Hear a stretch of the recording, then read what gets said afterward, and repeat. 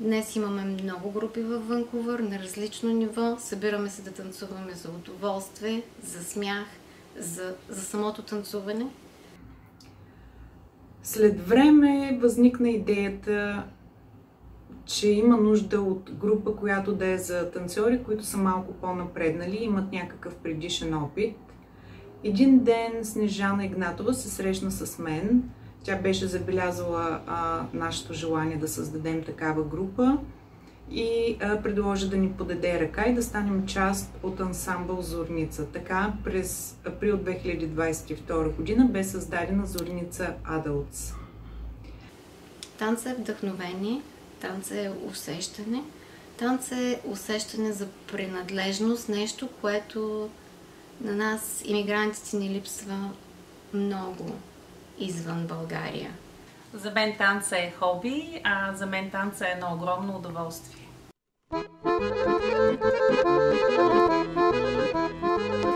За мен танцът е магия.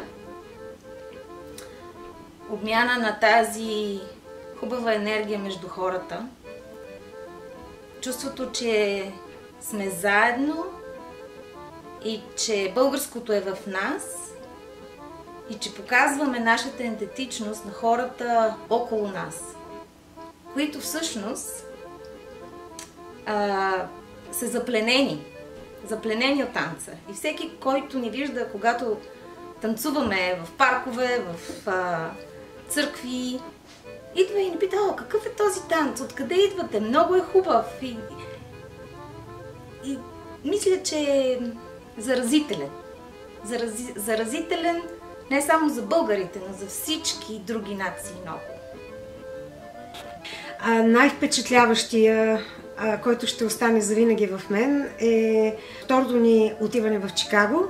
Миналата година, 2022, бяхме там за рождения ми ден и беше превъзходно. За мен китка е вдъхновение, приятелство и позитивна енергия.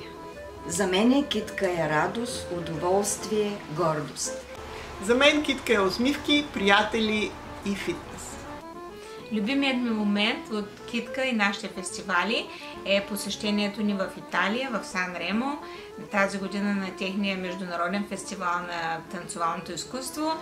Изключително добро представяне от наша страна. Запознахме се с много хора от различни държави, различни български танцови състави и чуждестранни танцови състави.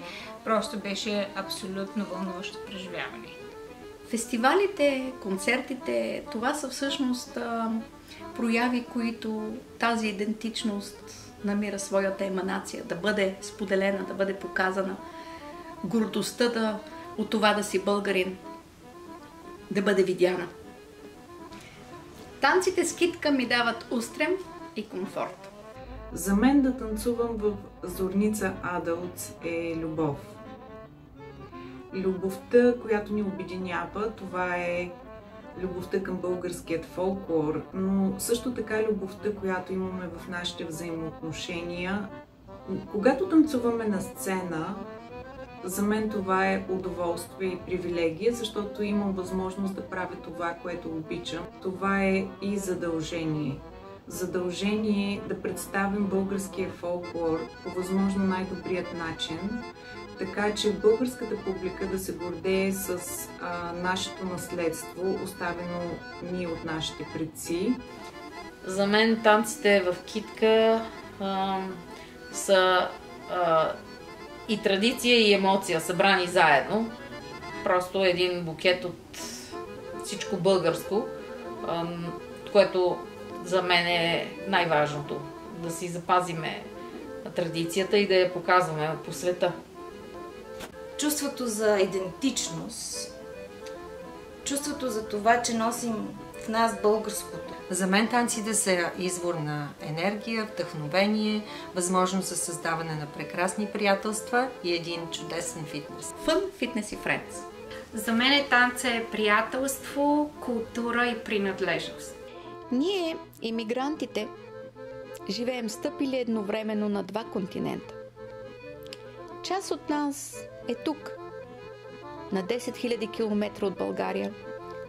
сред англосаксонското индивидуалистично общество. Работим тук, приобщаваме се към културата, приемаме привичките, любезността, усмивките, спокойствието на тукашния начин на живот. Същевременно, вътрешно имаме нужда от този импулсивен балкански хаос, българските раздумки, хапване, пиване. Да си го носим от България, лятото в бухчички от наше село. Било то лютеничка, шарена сол или българска носия. А когато сме тук, във Ванкувър, си го правим. Създаваме си го по системата на прави си сам. Създаваме си една малка колоритна България, в която да се чувстваме като в наше село.